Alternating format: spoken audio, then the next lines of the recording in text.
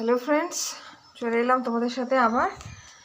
দেখো, টবটা অনেক দিন ধরেই কেনা ছিল, তো গাছটা বসানোর সময় পাচ্ছিলাম না। এই সামনে মাটি খুললো, সেই মাটি তুলে রেখেছিলাম বলেছিলাম না, তো সেই মাটি তোলাই আছে। তো আজকে রান্নার চাপ নেই, সেজন্য ভাবলাম একটু গাছের সেবাই করি।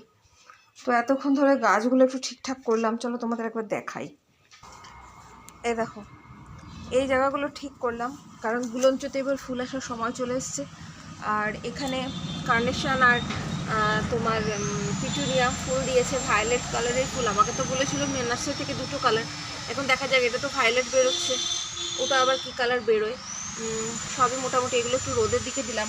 আর আমার সেই বহু প্রতীক্ষিত গাঁদা গাছে একটু কুঁড়ি এসছে। এই যে কুঁড়ি দেখতেই পাচ্ছ আশা করি, এই যে দাঁড়াও দেখাই, এই যে কুঁড়িটা। এতদিন ভিডিও করছি, আসলে এখনও পর্যন্ত ঠিকঠাকভাবে ধরতে পারিনি। আর এগুলো হচ্ছে স্পাইডার চন্দ্রমল্লিকা। এই দেখো, স্পাইডার চন্দ্রমল্লিকা। আস্তে আস্তে ফুলগুলো ফুটছে। এবারে তো নতুন করে কোনো গাছ লাগাতে পারিনি, তো সব গাছে ফুল ফুটছে। আর কালকে তো কুড়িটা দেখো ফুটে উঠছে আস্তে আস্তে, ভীষণ ভালো লাগছে। আর পুরোনো মাদার গাছগুলোতে, চন্দ্রমল্লিকার মাদার গাছগুলোতে এবারে ফুল দিয়েছে। সেইভাবে আমি যত্ন খুব একটা করতে পারি না, শুধু প্ল্যান্ট বুস্টার দিই আর মাঝে মধ্যে কীটনাশক দিই। ঘন্টা জবার গাছটাকে এখানে দিয়ে দিয়েছি। তো এই গাছগুলো তো ডরমেট পেরিয়ে শীতকালে থাকে, তো সেটাই ভাবছি রিপোর্টিং করে দেবো। তো চলো আসছি আবার রিপোর্টিংয়ের ভিডিও নিয়ে। টবটাতে বেশ করে ফুটো করে নিলাম, কারণ জবা গাছে যদি জল দাঁড়ায় তাহলে জবা গাছের আমার সাড়ে সর্বনাশ হয়ে যাবে।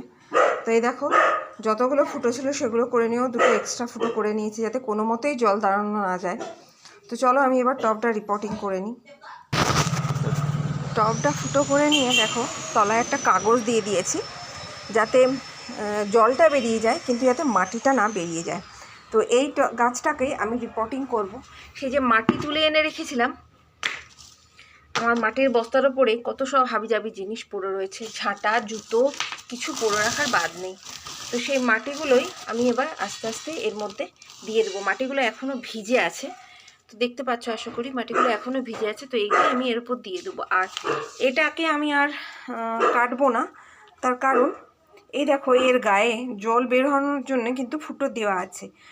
তো আমি আর এটাকে কেটে বার করব না। পুনে ভ্যারাইটির মধ্যে দেখবে এই যে কাঠের এরকম নেট মতো দেয়া থাকে, এটা কিন্তু ভুলেও তোমরা এর থেকে এটাকে আলাদা করতে যেও না, কারণ অনেক সময় হয় কি, আলাদা করতে গিয়ে যদি শেকড় ছিঁড়ে যায় তাহলে কিন্তু গাছটা মরে যাওয়ার চান্স থাকে। তো চলো আমি রিপোর্টিংটা করে নিই।